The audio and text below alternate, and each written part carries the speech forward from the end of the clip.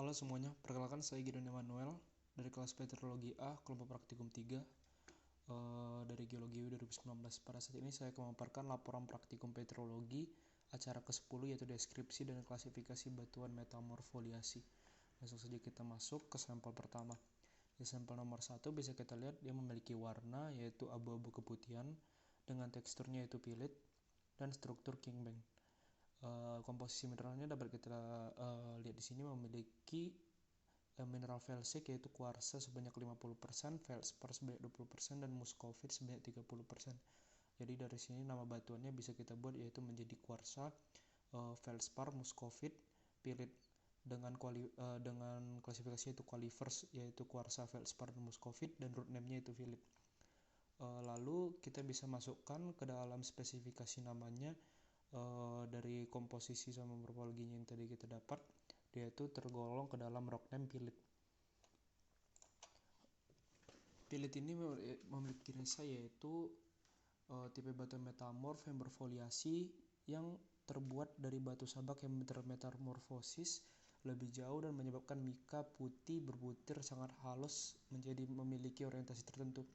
Pilit terdiri dari lapisan-lapisan mika berputir halus dan memiliki orientasi tertentu.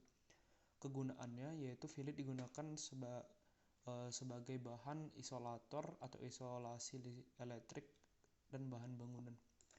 Kita lanjut ke sampel berikutnya.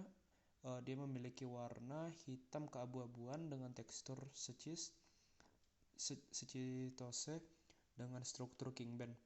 Komposisi mineralnya itu saya buat felsicnya plagioclase sebanyak 20%, maficnya hornblende sebanyak 20% dan biotit 60%. Nama batuannya yaitu jadinya hornblende, biotit, plagioclase, secitose dengan qualifernya yaitu hornblende, biotit, plagioclase dan root name yaitu secitose. Lalu kita masukkan ke dalam spesifikasi nama melalui tadi kita yang dapat dari komposisi mineralnya, maka ini adalah batuan, nama batuannya yaitu batuan amphibolite. Amphibolite ini itu merupakan batuan metamorf yang berisi amphibol terutama spesies hornblende dan antinoli serta plagioclase. Amphibolite adalah kelompok batuan yang terutama terdiri dari amphibol dan feldspar. Plagioclase dengan sedikit atau tanpa kuarsa. Jenis ini biasanya berwarna gelap dan berat dengan struktur foliasi atau skitos. Serpi-serpi kecil hitam dan putih di batuan sering memberikan penampakan garam dan merica. Kegunaannya yaitu digunakan dalam konstruksi bangunan, trotoar, muka bangunan terutama karena teksturnya menarik dan memiliki warna gelap dan juga kekerasan dan kepolesan kelimpahannya. Kita lanjut ke sampel berikutnya. Di sini memiliki warna coklat keabu-abuan dengan tekstur secis dan struktur kingband dan memiliki komposisi mineral yaitu spharenite 55%, meganetite 25% dan chromite 20%. Nama batuannya yaitu spharenite, meganetite, chromite, secitose. Dan qualifernya yaitu spharenite, magnetite dan chromite, sedangkan root name yaitu secitose. Lalu kita masuk ke dalam list of common specific names. Kita dapat di sini dia merupakan serpentinite.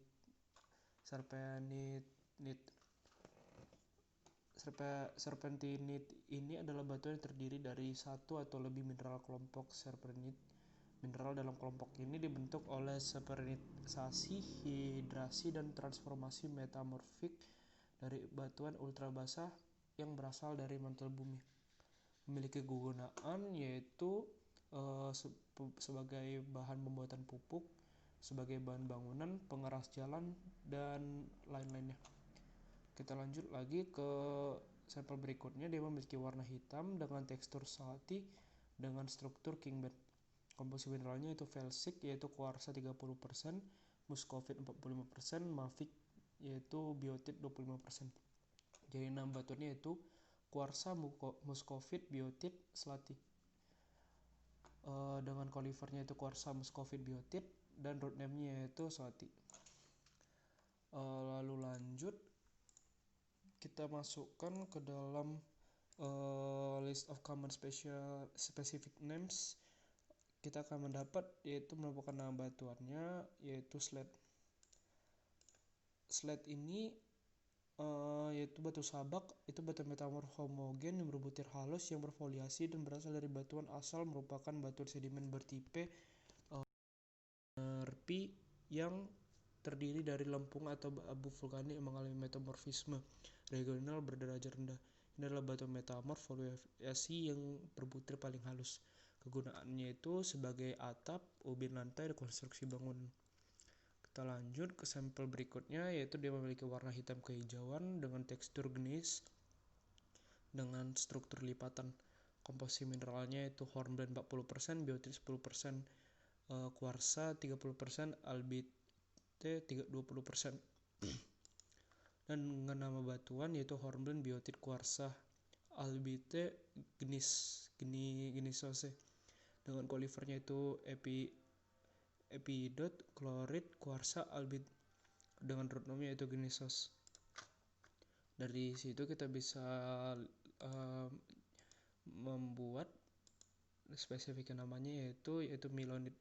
Milonit itu adalah batuan yang mengalami deformasi yang dibentuk oleh akumulasi renggangan geser yang besar di zona sesar. Ada banyak pandangan berbeda tentang pembentukan milonit, tapi secara umum itu ini merupakan deformasi kristal plastik pasti telah terjadi, dan bahwa aliran rekahan dan kata klastik adalah proses sekunder dalam pembentukan milonit. Kegunaannya itu sebagai arsitektur interior, dekorasi taman, dan sebagai batu hampar. Berikut ini merupakan daftar pustaka yang saya gunakan untuk mengerjakan laporan praktikum pada hari ini. Sekian, jika ada kesalahan mohon dimaafkan. Terima kasih.